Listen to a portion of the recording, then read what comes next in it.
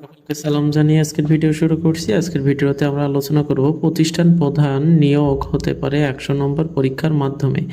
অর্থাৎ আমাদের যে প্রতিষ্ঠান প্রধান স্কুল কলেজ বা মাদ্রাসার যে প্রতিষ্ঠান প্রধান অর্থাৎ সহকারী প্রধান শিক্ষক অধ্যক্ষ উপাধ্যক্ষ এই 4টি পদ আমাদের কিভাবে 100 নম্বর পরীক্ষার মাধ্যমে কিভাবে হতে হবে এবং এনটিআরসি কিভাবে এই পরীক্ষাগুলো নিবে সেই বিষয়ে আজকের ভিডিওতে আমরা আলোচনা করব। আর আপনাদের কাছে আমার একটি অনুরোধ, আমার এই চ্যানেলটি প্রতিনিয়ত নতুন নতুন ভিডিও পাওয়ার জন্য অবশ্যই চ্যানেলটিকে সাবস্ক্রাইব করে রাখবেন। তো আমরা ভিডিওর মূল আলোচনায় চলে যাই। বেসরকারি শিক্ষা প্রতিষ্ঠানের প্রতিষ্ঠান প্রধান সহকারী প্রধান অধ্যক্ষ ও উপাধ্যক্ষ নিয়োগ হতে পারেন। উপাধ্যক্ষ নিয়োগ 100 নম্বরের পূর্ণাঙ্গ মূল্যায়ন পদ্ধতি চালুর প্রস্তাব করেছে নিয়োগ সংক্রান্ত গঠিত কমিটি। নতুন এই কমিটি অনুযায়ী বেসরকারি শিক্ষক নিবন্ধন ও প্রত্যয়ন কর্তৃপক্ষ এনটিআরসি বিজ্ঞপ্তি প্রকাশ করে আবেদন গ্রহণ করবে এবং পরীক্ষার মাধ্যমে মেধার ভিত্তিতে এসব পদে নিয়োগ সুপারিশ করা হবে। এতে নিয়োগ প্রক্রিয়া আরও আগের তুলনায় আরও স্বচ্ছ এবং এই যে বিষয়টি বলা হয়েছে মানে দুর্নীতিমুক্ত হবে। এখন এই বিষয়টি যদি করা হয়, আমি নিজেও একজন শিক্ষক হিসাবে বলবো যে এটা এনটিআরসি খুবই ভালো উদ্যোগ নিয়েছেন।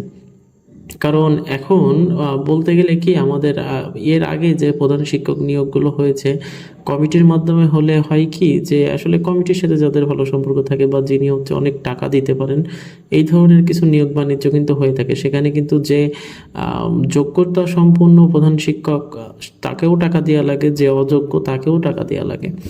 তো এটা যদি এনটিআরসি করে থাকেন তাহলে হচ্ছে সব থেকে ভালো কাজ হবে এবং শিক্ষকদের জন্য যে সব থেকে যোগ্যবান টিচার যিনি টাকা ছাড়াই প্রধান শিক্ষকের দায়িত্ব পালন করতে পারবেন এবং একজন প্রধান শিক্ষকই একটি শিক্ষা প্রতিষ্ঠানের বলা যায় হচ্ছে মূল কারিগর। কারণ উনি শিক্ষকদেরকে ভালো কিছু শেখাতে পারলে অবশ্যই সহকারী যারা থাকেন সহকারী শিক্ষকরা ওনারা বাচ্চাদেরকে আলটিমেটলি ভালো কিছু শেখাতে পারেন। তো শিক্ষা মন্ত্রণালয়ের মাধ্যমিক ও উচ্চ মাধ্যমিক বিভাগের একটি সূত্র জানিয়েছে যে স্কুল কলেজ পরিচালনা প্রতিষ্ঠান প্রধানদের ভূমিকা অত্যন্ত গুরুত্বপূর্ণ।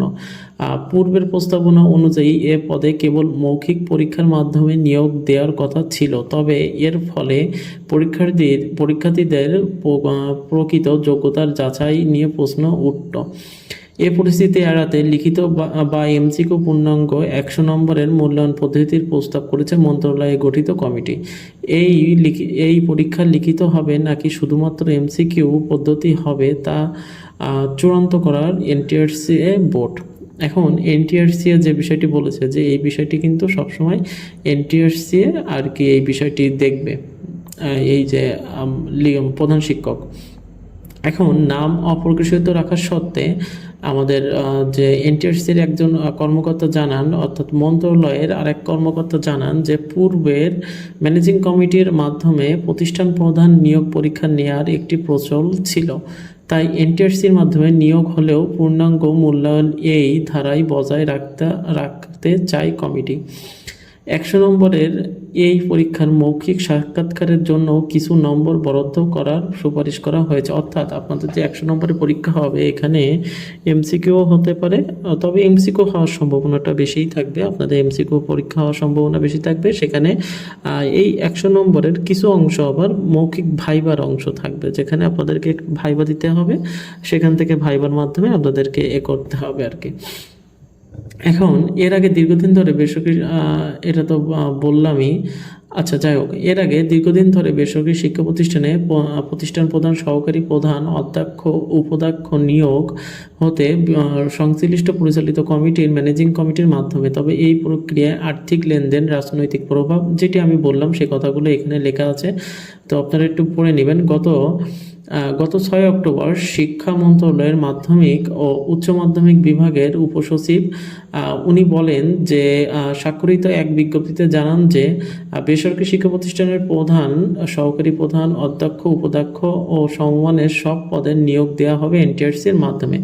আচ্ছা, তো এখানে সেই বিষয়গুলো বলা হয়েছে এবং তাই মেধার ভিত্তির যোগ্যতা সম্পন্ন নেতৃত্ব গড়েই দীর্ঘমেয়াদী শিক্ষার মান উন্নয়ন করা হবে।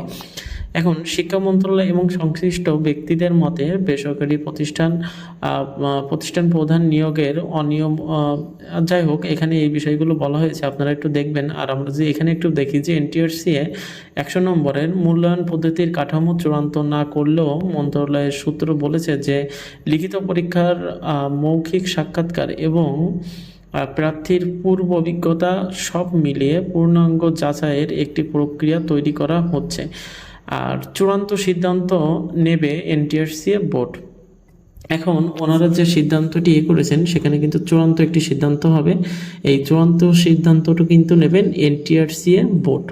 আচ্ছা, তো তারা বলেছেন এই মেধাভিত্তিতে পদ্ধতি চালু হলে বেসরকারি স্কুল কলেজের নেতৃত্বের মান বাড়বে এবং প্রতিষ্ঠানের রাজনৈতিক ও ব্যক্তিগত প্রভাব মুক্ত এবং প্রশাসনিকভাবে আরও শক্তিশালী হবে। দেখেন, তো এনটিআরসি আমি বলবো, আমি নিজেও একজন শিক্ষক হয়ে বলবো যে কমিটির মাধ্যমে আমি এনটিআরসি মহোদয়কে অনুরোধ করব, আপনাদেরকে অনুরোধ করব, যা আপনারা যারা ঊর্ধ্বতন কর্মকর্তারা আছেন আপনাদেরকে অনুরোধ করব যে আসলে শিক্ষা প্রতিষ্ঠানে যে কমিটি এখানে যে এখন বর্তমানে এনটিআরসি যে কমিটি সিদ্ধান্ত করেছেন যে অন্তত দশম গ্রেডের নিচে হচ্ছে কোনো সরকারি চাকরিজীবী হতে হবে। তো এই ধরনের প্রার্থী থাকলে ভালো হয়। তারপরেও আমি বলবো যে এই ধরনের প্রার্থী থাকুক, তারপরেও আপনারা নিয়োগ প্রক্রিয়া যেমন সহকারী শিক্ষক নিয়োগ প্রক্রিয়া আপনাদের হাতে নিয়েছেন, এখন আমি বলবো যে আপনারা প্রধান শিক্ষক নিয়োগটা ঠিক এই সহকারী শিক্ষক নিয়োগ যেভাবে আপনারা করছেন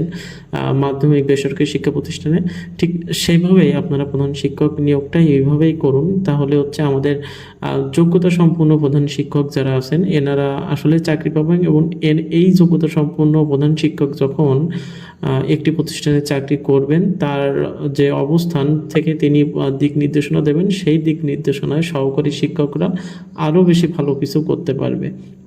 তো এটাই ছিল আজকের ভিডিও, এতটুকুই ছিল। আর আপনারা নতুন হয়ে থাকলে অবশ্যই সাবস্ক্রাইব করবেন। আপনারা সাবস্ক্রাইব করলে নতুন নতুন ভিডিও তৈরি করার জন্য আরও বেশি উৎসাহ লাগে। ধন্যবাদ।